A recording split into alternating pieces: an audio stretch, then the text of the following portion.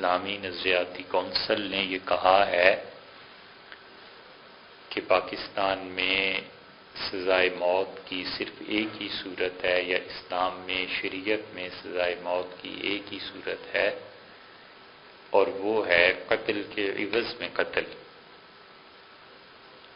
کہ قتل عمد جو ہے جان بوجھ کے ایک آدمی دوسرے کو مار دے تو بس اس کے عوض میں تو اسے قتل کیا جائے، اس کے سزا کے طور پہ قصاص، وگرنہ سزائے موت اور کوئی چیز شریعت میں نہیں ہے۔ تو مسئلہ اتنا سادہ نہیں ہے جتنا وہ بیان کر رہے ہیں۔ اصل مسئلہ یہ ہے کہ وہ یہ بتانا چاہتے ہیں کہ شرعی سزائیں وہ ان کی بنیاد کیا ہے۔ اگر ان کی بنیاد قرآن ہے تو اللہ تعالی نے قرآن کریم میں 2 سزائیں بیان کی۔ ایک تو قتل کے متعلق فرمایا کہ اگر کوئی قتل کرے تو اس کو قتل کیا جائے،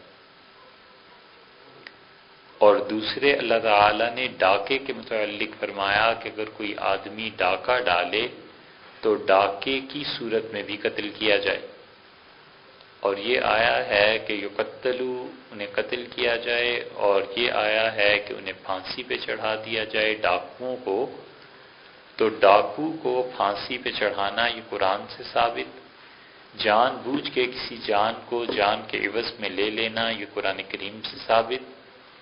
یہ 2 سزائیں چونکہ قرآن سے ثابت ہیں لہٰذا 2 طرح، اور پھر بھی دونوں کا مقصد ایک ہی نکلا ہے اور وہ قتل،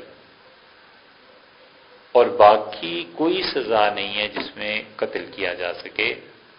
تو بظاہر وہ یہ تاثر دے رہے ہیں ماڈرن بننے کے لیے اور اسلام کی روشن خیالی میں کہ پاکستان میں بس یہ قانون بنا دیا جائے، شریعت میں یہی ہے، اور حقیقت اس کی یہ ہے کہ وہ دراصل قوانین کی بنیاد حدیث پر نہیں رکھنا چاہتے، وہ حدیث کو کھیڑ رہے ہیں۔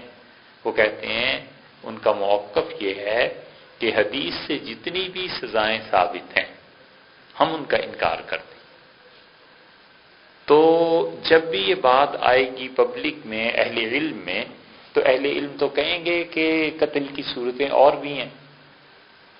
مثلا قتل کی صورت دیکھیے آپ، ارتداد میں قتل ہے، حضور اقدس صلی اللہ علیہ وسلم نے احادیث سے بتلایا ہے کہ مرتد ہونے کی صورت میں قتل کیا جائے گا، اور کسی زمانے میں یہ مسئلہ اٹھا تھا 1928 میں 30 میں، اور اس وقت مرزا غلام احمد قادیانی کے جو بیٹے تھے مرزا بشیر، انہوں نے اس بات کو بہت زیادہ ہوا دی اور رواج دیا کہ ارتداد کی سزا قتل نہیں ہے۔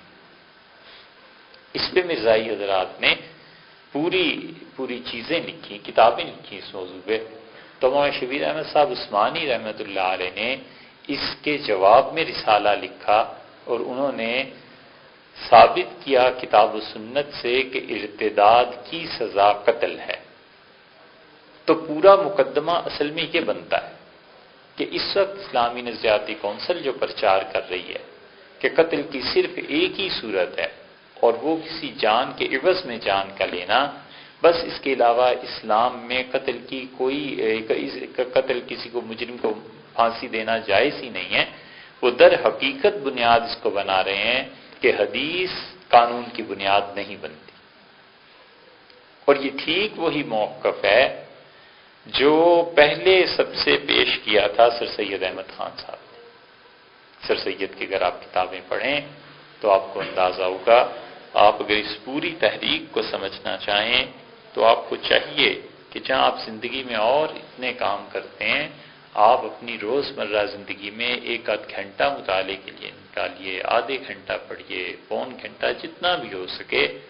سر سید کے جتنے کام ہیں، سر سید ورکس جنہیں کہتے ہیں، وہ 17 جلدوں میں چھپ گئے ہیں لاہور سے۔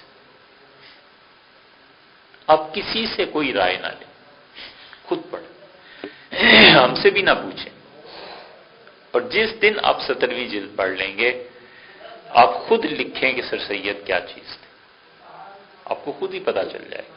2 جلدیں مزید ہیں مکتوبات کی بھی، ان کے خطوط بھی آپ پڑھ لیجئے کہ سر سید نے اس وقت فکر کیا دی، قوم کو کیا کچھ کہا. اور آخری خطوط جو سر سید نے لکھے ہیں، انہوں نے لکھا ہے کہ اللہ تعالیٰ نے اگر زندگی دی تو میں یہ ثابت کروں گا کہ سیدنا مسیح علیہ السلام جو تھے ان کے بھی والد تھے، اور میں یہ بھی ثابت کروں گا کہ قرآن، تورات اور انجیل ان تینوں میں کوئی فرق نہیں ہے. یہ جس تورات اور انجیل کو اب ہم کہتے ہیں کہ اس میں تحریف ہو گئی ہے، اس میں اور قرآن کریم میں کوئی فرق نہیں. وہ تو اللہ تعالیٰ کو مزید تباہی نہیں منظور تھی، تو چلو اچھا ہوا ان کا قصہ پاک ہوا. یہ جو کہتے ہیں لوگ کہ جی سر سید کی مخالفت کیوں کرتے ہیں، اس وقت علماء نے مخالفت کیوں کی، ہم میں کوئی شخص اس بات کا قائل نہیں ہوگا کہ دینی اعتبار سے اب سے 100 سال پہلے کے مسلمانوں کی حالت زیادہ اچھی تھی. گھروں میں بچپن میں بھی دادیاں نانیاں فارسی عربی کچھ نہ کچھ پڑھا دیتی تھی. ان لوگوں کی دینی حالت زیادہ اچھی تھی. ہم دور کیوں جائیں، ہم آج سے 40 برس پیچھے پلٹیں تو جو کچھ ہمارے والدین تھے وہ آج ہم خود ہیں. کہ ہماری بیویاں ایسی ہیں جیسی والدہ تھیں، دین ان میں زیادہ تھا یا ان میں زیادہ ہے، خود آدمی سوچتے نا. یہ ساری عقل کی باتیں ہیں، کوئی جذباتیت نہیں. تو سر سید نے اس چیز کی بنیاد رکھی کہ احادیث جو ہیں وہ محفوظ نہیں، فلاں حدیث میں یہ ہے، بخاری میں یہ ہے، فلاں میں یہ ہے، فلاں میں یہ ہے. تو انہوں نے اعتماد اٹھایا لوگوں کا حدیث پر، اور انہوں نے کہا کہ رجم، شادی شدہ بدکار کو پتھروں کی سزا دینا، رجم کرنا، یہ میں یہ کہتا ہوں کہ قرآن میں نہیں. انہوں نے بس اتنا کہا. اس پہ ان سے خط و کتابت ہوئی کہ رجم کا آپ انکار کرتے ہیں. کہ میں رجم کا انکار نہیں کرتا، میں کہتا ہوں قرآن سے ثابت نہیں ہے. اور اس کے بعد انہوں نے ایسے جملے لکھے جس سے حدیث کی اہمیت گھٹے لوگوں کے دل میں، کہ حدیث ہے نا جی، کوئی کچھ کہتا ہے کوئی کچھ کہتا ہے، چلو اس کا تو کوئی مسئلہ نہیں. تو یہ بنیاد وہاں سے پڑی. اور رجم کوئی آدمی اس کا انکار نہیں کر سکا سوائے خوارج کے، کہ خارجی جو تھے سیدنا علی رضی اللہ عنہ کے زمانے میں جو لوگ بہت زیادہ ہو گئے تھے، اور اب بھی کبھی کبھی اس ذہنیت کے مظاہرے سامنے آتے ہیں.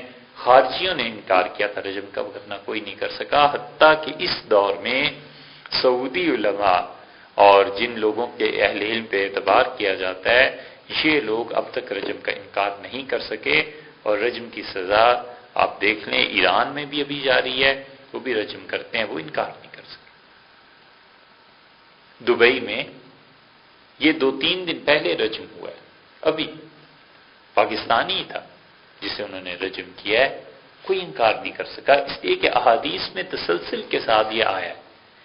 تو حدیث سے چونکہ رجم ثابت ہوتا تھا، تو جب نظریاتی کونسل یا کوئی بھی یہ کہتا ہے کہ جی شریعت میں قتل کی ایک ہی صورت جائز ہے اور قتل کے عوض میں قتل، تو اس کا مطلب ہے کہ بنیادی طور پہ یہ کہتا ہے کہ حدیث کوئی قابل اعتماد چیز نہیں ہے، ہم اسے قانون کا ماخذ نہیں بنا سکتے. سر سید سے یہ تحریک اٹھی چلی، اور اس کے بعد اسے ہوا دی مرزا غلام احمد قادیانی. انہوں نے بھی یہی لکھا، اس لیے کہ علی گڑھ کا سارا دور ان حضرات کے سامنے تھا.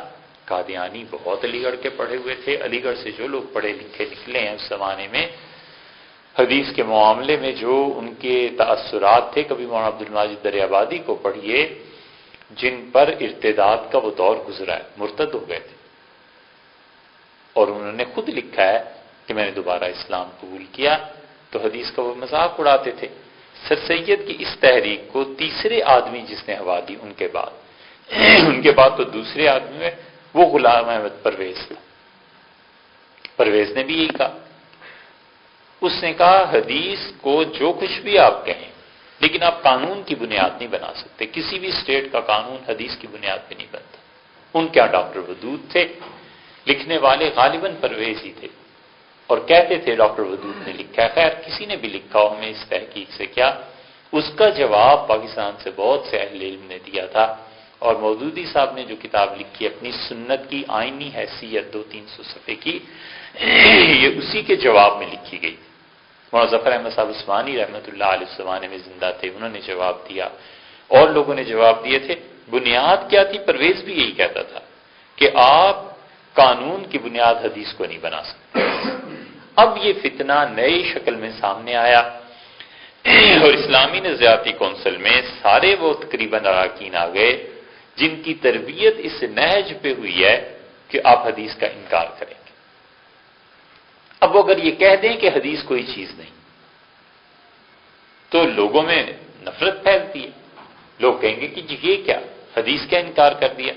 تو انہوں نے براہ راست حدیث کا انکار نہیں کیا، انہوں نے کیا اس صورت میں ہے کہ انہوں نے کہا مثلا رجم کی جب بات آئی تو انہوں نے کہا رجم نہیں ہے، بعض ان میں سے ایسے تھے۔ اب جب یہ بات آئی آگے چل کے قتل کے عوض معاملے میں قوانین بننے کی تو انہوں نے کہا صرف ایک ہی صورت ہے جو ابھی آپ سے عرض کی ہے، وگرنہ آپ حدیث کو دیکھیں گے تو رجم ہے، حدیث سے ثابت ہے، یہ بھی قتل کی سزا،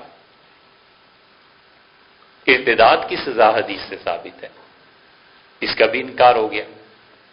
تیسری چیز آپ دیکھیں تو حضور اقدس صلی اللہ علیہ وسلم نے ایک آدمی کو بھیجا اور کسی کے قتل کے لیے اس پہ حد جاری کرنے کے لیے، حد سے بھی آگے کی چیز ہو گئی گویا ایک طرح کی، تو انہوں نے پوچھا کہ کیا معاملہ ہے کسی صحابی رضی اللہ عنہ نے، تو انہوں نے کہا کہ یہ ایسا شخص ہے جس نے اپنی والدہ یا بہن ان میں سے کسی سے نکاح کر لی، تو رسول اللہ صلی اللہ علیہ وسلم جاؤ اسے قتل کرو، اس لیے کہ اس کی سزا یہی ہے جو اتنی بڑے گناہ کا ارتکاب کرتا ہے۔ یہی حنفیہ کا موقف ہے۔ تو جو احناف پہ یہ الزام لگاتے ہیں کہ وہ کہتے ہیں کہ اپنے محرمات میں سے کسی سے کوئی ایسا تعلق ہو گیا تو اس پر درے نہیں لگائے جائیں گے، حنفی فقہا کیوں کہتے ہیں؟ وہ آدھا مسئلہ بیان کرتے ہیں نا لوگ، حنفی فقہا کہتے ہیں درے نہیں لگائے جائیں گے، قتل کیا جائے گا، کیونکہ حدیث سے ثابت ہے، رسول اللہ صلی اللہ علیہ وسلم نے فرما دیا۔ یہ تو 3 مثالیں ہو گئیں۔ اب جب یہ کہیں گے کہ اسلامک لا میں قتل کے عوض میں ہی قتل ہوگا اور کوئی سزا نہیں دی جائے گی، تو اس کا مطلب ہے ان تمام احادیث کا انکار آسان ہو جائے گا، حدیث پہ بنیاد رہے گی نہیں۔ حالانکہ حدیث کی قانونی حیثیت، اس پہ سب متفق ہیں کہ حدیث پر بحث ہونی چاہیے، حدیث صحیح ہے، غلط ہے، ضعیف ہے، کمزور ہے، کس درجے کی ہے، امت میں یہ بحث رہی ہے ہمیشہ، لیکن اس کے ساتھ ساتھ امت میں اس بات پر بھی اجماع رہا ہے، ہر دور میں حدیث کی قانونی حیثیت رہی۔ صحابہ کرام رضی اللہ عنہم حدیث پہ ہی فیصلے کرتے رہے، ہر چیز قرآن کریم میں کہاں ہے اور کیسے ثابت ہو جائے گی، بہت ہی ایسی ناممکن بات ہے کہ آدمی اگر ذرا سا بھی سمجھدار ہو تو ہر چیز کی بنیاد قرآن کو نہیں بنا سکتا۔